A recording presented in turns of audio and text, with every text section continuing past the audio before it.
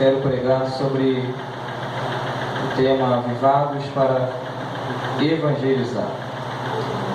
Avivados para Evangelizar. Quantos localizaram? Digo amém.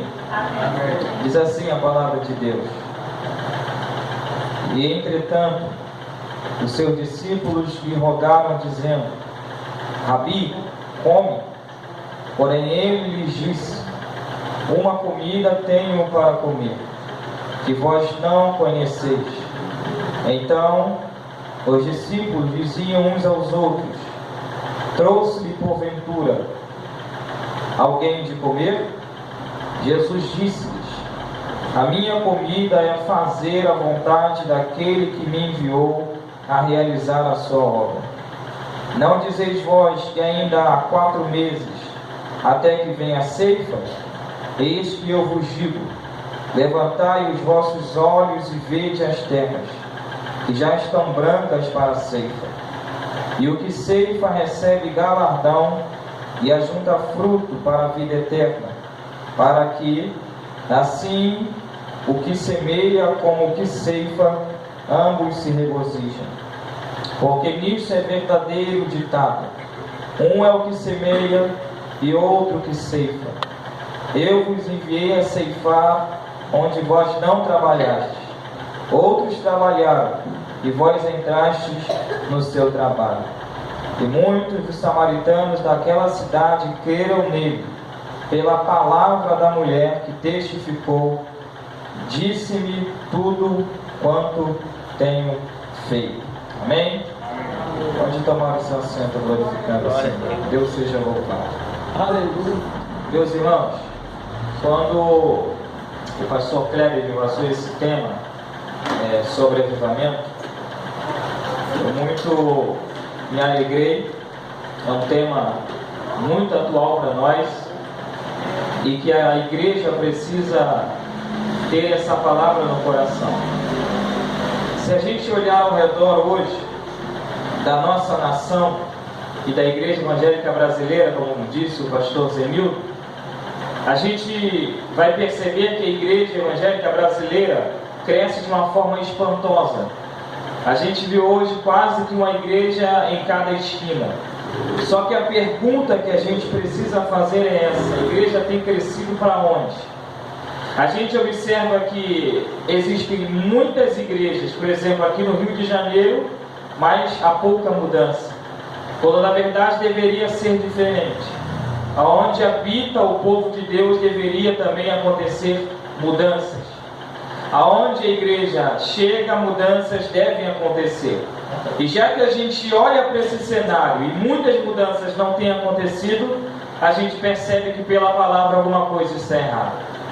E o avivamento que a gente ouve pela boca de muitos pregadores, de muitos pastores, de muitos crentes, a gente ouve que é uma palavra muito gasta hoje: avivamento, avivamento.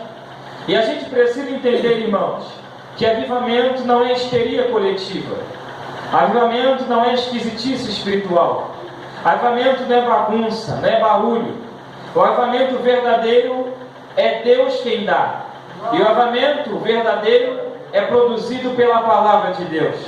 Só o Espírito Santo pode produzir o avivamento verdadeiro. E a gente olha para esse cenário de verdade. A Igreja Evangélica Brasileira precisa urgentemente de um poderoso avivamento.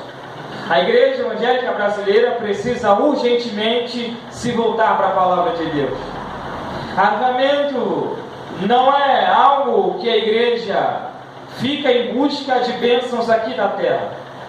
Quando o avivamento verdadeiro acontece, a igreja se volta e ela busca as bênçãos do alto, as bênçãos de Deus. A gente percebe que o que acontece hoje em muitos lugares não é um avivamento verdadeiro, porque as pessoas ficam em busca de bênçãos da terra. E avivamento, irmãos, é fome de Deus. Avivamento é sede de Deus. Quando a igreja é avivada por Deus, a igreja se volta para Deus. A igreja tem fome não pelas coisas da terra. A igreja tem fome e tem sede pelas coisas do alto, pelas coisas de Deus. E é a partir desse princípio que eu quero meditar com vocês nessa palavra. E a gente precisa entender sobre essa urgente necessidade de um avivamento. E grave essa palavra no seu coração. O projeto de Deus é o Evangelho todo, por toda a igreja e em todo o mundo. E nesse texto que nós lemos, nos ensina que para evangelizar como estilo de vida e não como um programa, é preciso 4 coisas que eu quero aprender com vocês aqui nessa noite. Primeiro, a gente aprende sobre a visão, que Jesus disse no versículo 35, está escrito assim na palavra de Deus: não dizeis vós que ainda há 4 meses até que venha a ceifa? Eis que eu vos digo, levantai os vossos olhos e vede os campos que já estão brancos para a ceifa. A primeira coisa que a gente precisa aprender, irmãos, é que a igreja precisa ter visão. A gente precisa, em primeiro lugar, ter visão de que o mundo está perdido. É só a gente olhar ao redor. O mundo está perdido.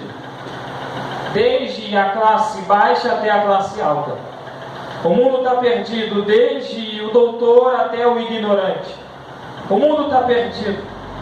A gente olha ao redor do mundo inteiro e a gente encontra isso.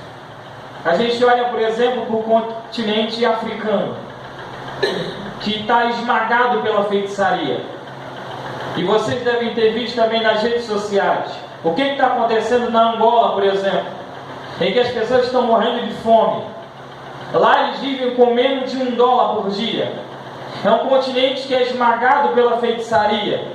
É um continente que é esmagado pelo diabo, por Satanás. E a gente vê que o mundo está perdido.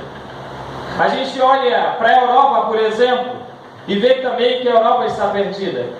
É um país em que Deus levantou muitos pregadores, muitos avivalistas, homens que pregaram e grandes multidões se converteram.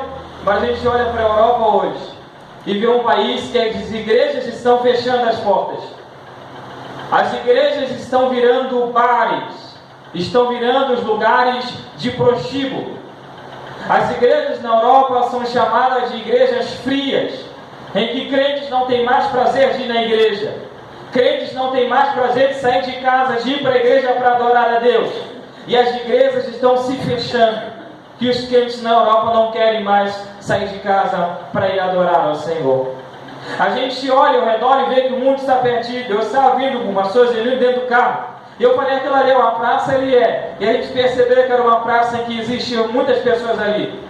Pessoas que estão se drogando. Pessoas que estão no crack. Muitos deles já estiveram dentro da igreja.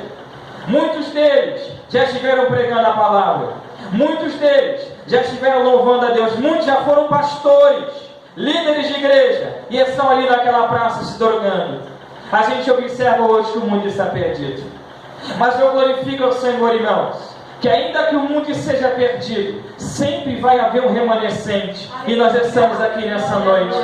E é por isso que Deus nos trouxe aqui nessa noite para nos dizer que é tempo da gente levantar os nossos olhos e ver que o mundo está perdido e há essa necessidade de nós sermos avivados pelo Senhor, para a gente levantar os nossos olhos e para a gente ter essa palavra, que Deus quer usar as nossas vidas para a gente ser bênção e resposta para a vida dessas pessoas que estão perdidas. A gente também precisa levantar os nossos olhos e perceber que as religiões estão crescendo ao redor do mundo. Irmãos, enquanto o cristianismo está ficando para trás, as outras religiões estão crescendo e avançando. Eu quero dar esses dados para vocês aqui nessa noite. Preste atenção. O islamismo nos últimos 60 anos cresceu 500%. O hinduísmo cresceu 167%. O budismo cresceu 145%. E o cristianismo cresceu apenas 47%. E é por isso que eu volto a dizer aqui, é preciso, irmãos, como Jesus disse, a gente levantar os nossos olhos e perceber que o mundo, o campo, já está branco para a ceifa. Por isso que há uma necessidade muito grande, pastor, da igreja ser avivada de verdade. Da igreja ser cheia do Espírito Santo. Da igreja entender que o nosso campo missionário não é entre quatro paredes. O campo missionário é lá fora. Existem lares nos esperando, ruas nos esperando, travessas nos esperando, casas nos esperando, famílias nos esperando. E o lugar da igreja não é em quatro paredes, não. É lá fora que as almas estão nos esperando. E Deus nos trouxe aqui nessa noite para abrir os nossos olhos espirituais, para nos fazer enxergar essa necessidade e para dizer para nós: eu quero usar a tua vida, a tua vida, a tua vida para ser bênção e resposta para as pessoas que estão lá fora. Às vezes nós temos a ideia de que Deus vai pegar um missionário lá da África, vai trazer para cá para poder usar aqui na obra missionária. Eu creio nisso, legal, mas eu creio ainda mais que Deus quer usar a vida de todos nós que estamos aqui para a gente ser ganhadores. O desejo de Deus, irmãos, é que todo crente seja missionário. Missão não deve ser um departamento de uma igreja em que um determinado grupo participa e o outro fica excluso, não precisa participar. Não. Missão, irmãos, é o desejo em que seja do altar até a portaria, que toda igreja seja uma igreja missionária. Não adianta uma igreja colocar último domingo do mês, culto missionário. Só um departamento participa e o restante da igreja fica do lado de fora. Quer dizer que só um grupo sai ser um grupo de crente missionário? Não, irmãos. Desde a criança mais nova até o crente mais velho da igreja, esse é o desejo de Deus, que todo crente seja um crente missionário. Isso começa dentro da nossa casa. A gente prega para a nossa família, prega no trabalho, prega na escola, prega na igreja, prega na rua, aonde a gente colocar a planta dos pés. Deus está dizendo para nós: eu quero usar a tua vida para que seja bênção, a resposta para a vida de alguém. Glória! Aleluia! E a gente precisa levantar Glória a Deus! os nossos olhos. É forte! Aleluia! Segundo lugar, depois de visão, a gente precisa ter paixão. Jesus disse: a minha comida é fazer a vontade daquele que me enviou. Os discípulos disseram: mestre, você não tem fome não? Ele disse: a minha comida é fazer a vontade daquele que me enviou. Irmãos, o nosso maior problema hoje de igreja em relação a evangelismo e missão não é a falta de conhecimento, é a falta de paixão, é a falta de vontade. A maioria dos crentes tem tudo e sabe tudo o que precisa para ser um crente missionário. Então o que falta? É paixão para fazer as coisas. Meu Deus, é forte! O problema da igreja, irmãos, é que os crentes hoje, na sua grande maioria, têm fome de muita coisa. Quer ver uma coisa? Quando o crente é convidado para ir para uma escola bíblica dominical, 9 horas da manhã, domingo, chega a dar tristeza. Mas dá preguiça de levantar. Mas eu não consigo. Agora, convida para ir para a praia. Eita Jesus! Vem devagar, João! Aleluia! As coisas mudam. Convida um crente para ir para um culto doutrinário, um culto de ensino, dá preguiça, dá tristeza. Agora convida para ir para o shopping. É por isso, irmãos, que a palavra certa é prioridade. Falta paixão na igreja, falta vontade na igreja em fazer missão. Semana passada, faz uma semana que o Flamengo foi campeão da Libertadores. Oi, irmãos, eu amo futebol. Jogo futebol todo domingo pela manhã. Escola Bíblica Dominical, na igreja pela tarde, tá, irmãos? Então, de 7 às 9 eu jogo meu futebol todo domingo. Amo futebol. Mas tem crente que falta culto para ficar vendo o jogo. Falta culto para ir no jogo. Falta. Quando se fala de jogo de futebol, salta de alegria, maravilha. Mas quando fala de culto, fala de evangelismo, fala, vamos fazer uma visita, dá tristeza, não dá vontade. Irmãos, quando se trata do assunto de almas, a igreja devia saltar de alegria, de felicidade e dizer: almas é fazer a obra. Então eu vou pregar, eu vou evangelizar, eu vou fazer o índio do Senhor. Eita, A gente papai. precisa ter fome de Deus. Eita, ajuda aí. Fome de Deus. Fome de Deus. Aleluia. A igreja precisa voltar a ter fome pela palavra de Deus. Irmãos, aqui no Brasil somos totalmente privilegiados.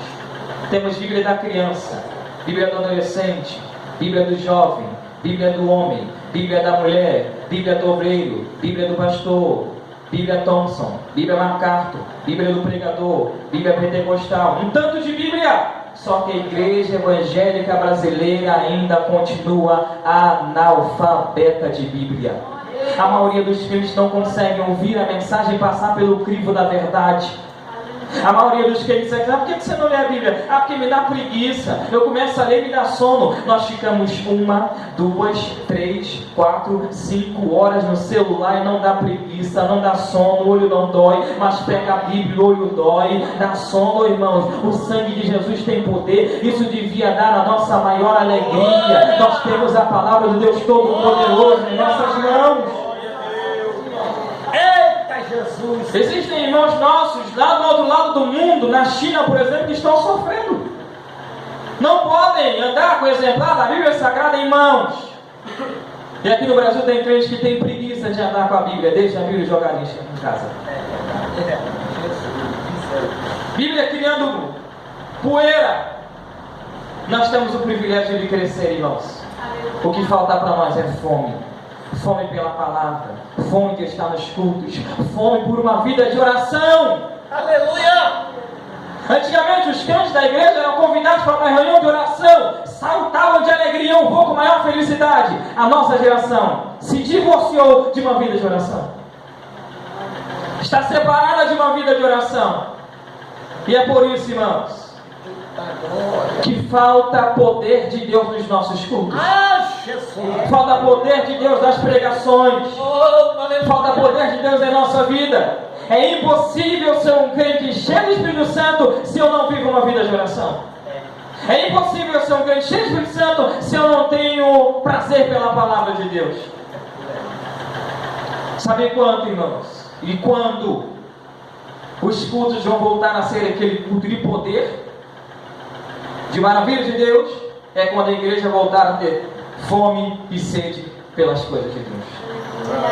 Jesus disse: a minha comida é fazer a vontade daquele que me enviou. A gente precisa disso, irmãos. Aleluia, Jesus! Paixão por evangelizar. Agarre essa palavra. Você precisa ter paixão por almas, paixão por evangelizar. Vontade de evangelizar. Por onde você passar, irmãos, abra sua boca e prega a palavra. Sempre vai ter alguém do teu lado precisando ouvir a palavra de Deus.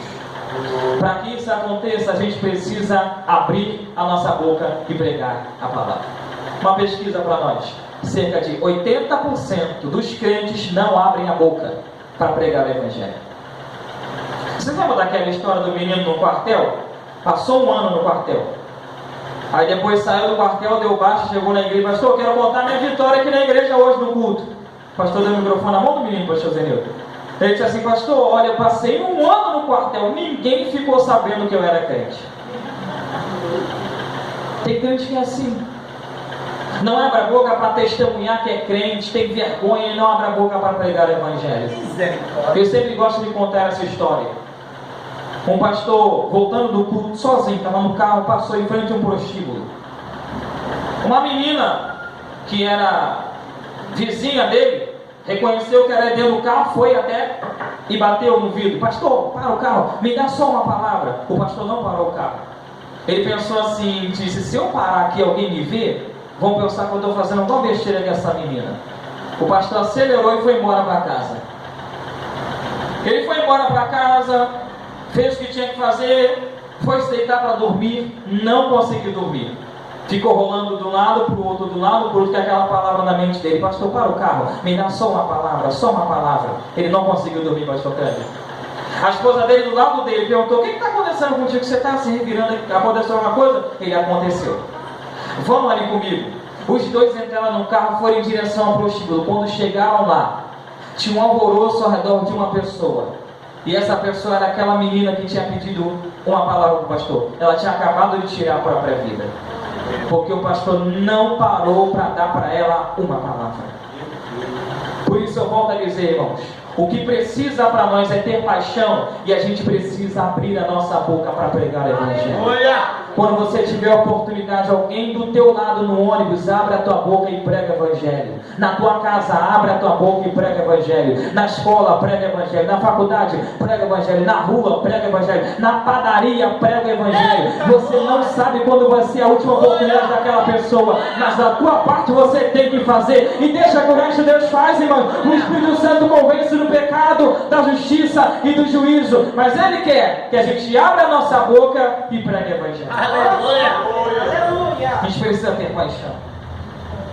Terceiro lugar, a gente precisa ter compromisso.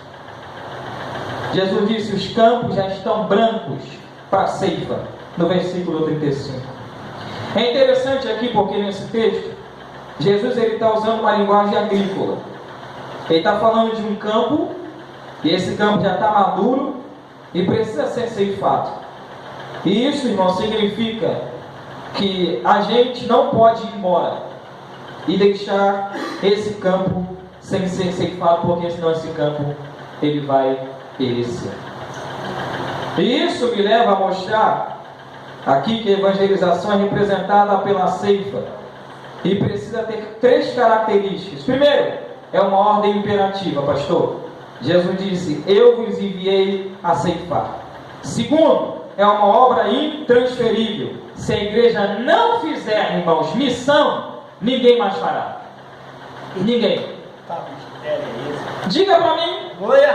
Diga.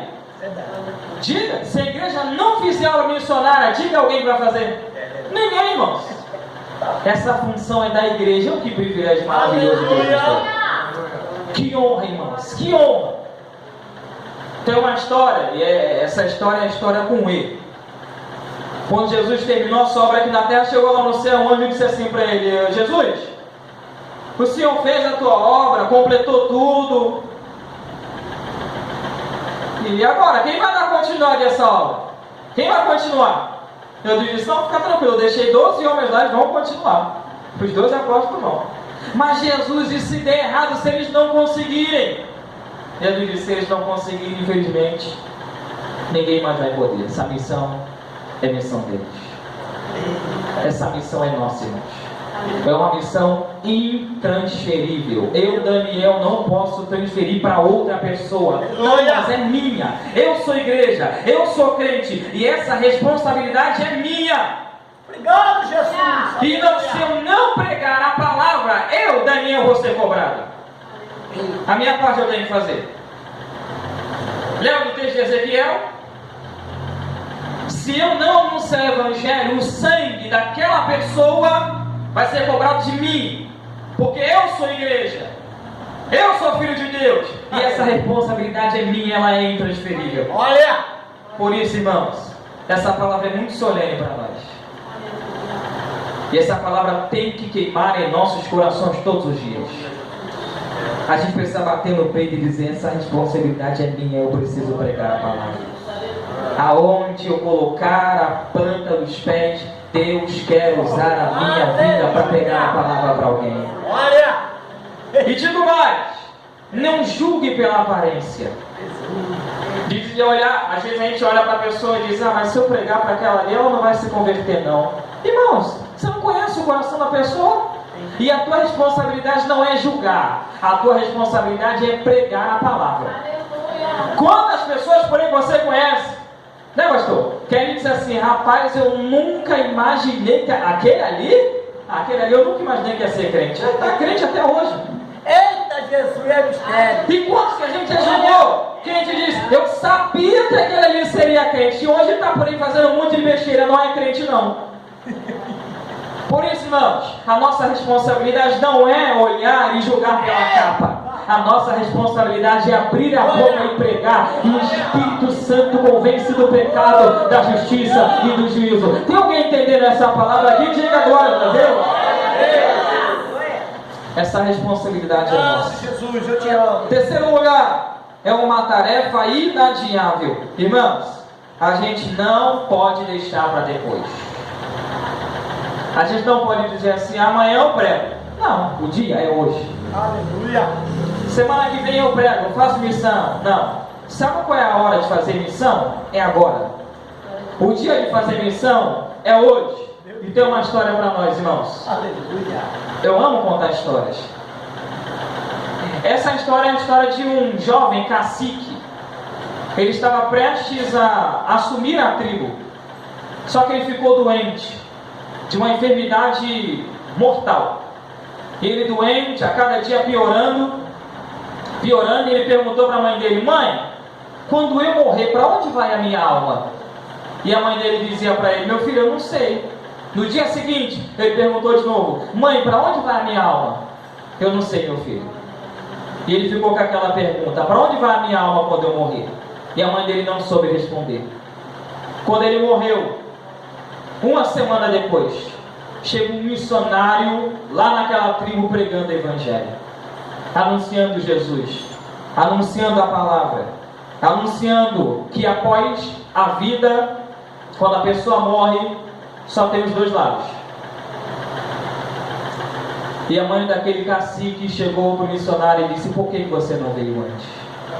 Meu filho morreu, perguntando para mim dia após dia para onde iria a alma dele quando ele morresse. O Senhor chegou tarde demais. Por isso, irmãos, a gente precisa fazer missão hoje, agora, porque tem muita gente morrendo aí fora e a gente precisa pregar a palavra de Deus. Aleluia. Quando o presidente dos Estados Unidos, John Kennedy, morreu, poucas horas depois, metade do mundo já sabia daquela notícia. Metade do mundo. Jesus morreu há mais de 2000 anos. Um terço do mundo só que sabe disso. Só um terço do mundo. A gente precisa acordar enquanto igreja, irmãos, e entender que fazer missão é urgente para nós. É urgente para nós. E volta a dizer, não é tarefa de um departamento da igreja. Missão deve estar dentro do coração de cada crente. E essa tarefa é uma tarefa inadiável. Eu quero terminar essa palavra dizendo para nós, em quarto lugar, investimento. Investimento. Ai, papai, agora. Na área de missão precisa ter investimento. Primeiro de dinheiro. E aqui é um assunto muito, como é que eu vou dizer? Um assunto muito complexo de falar na igreja. Lá na igreja, quando eu estou dando aula de escola dominical, falar sobre dízimo, as pessoas ficam me olhando assim. Eu falei, não adianta olhar assim, moço. Tem que ensinar. Dízimo é bíblico. E eu ensino para os alunos, quando vocês forem indagados por alguém, dizem, não dou dízimo porque dízimo é da lei. Não, o dízimo já existia antes da lei, então não tem desculpa. Não dou dízimo porque dízimo não tem no Novo Testamento. Quem disse que não tem? Mateus 23, 23. Então tem que ter argumento. Você tem que saber o que você vai falar. E tem que falar sobre dinheiro.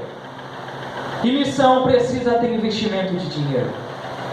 Só que missão também precisa ter, acima de tudo, investimento de pessoas. Não adianta ter só o dinheiro para investir. Cadê a pessoa que vai? Como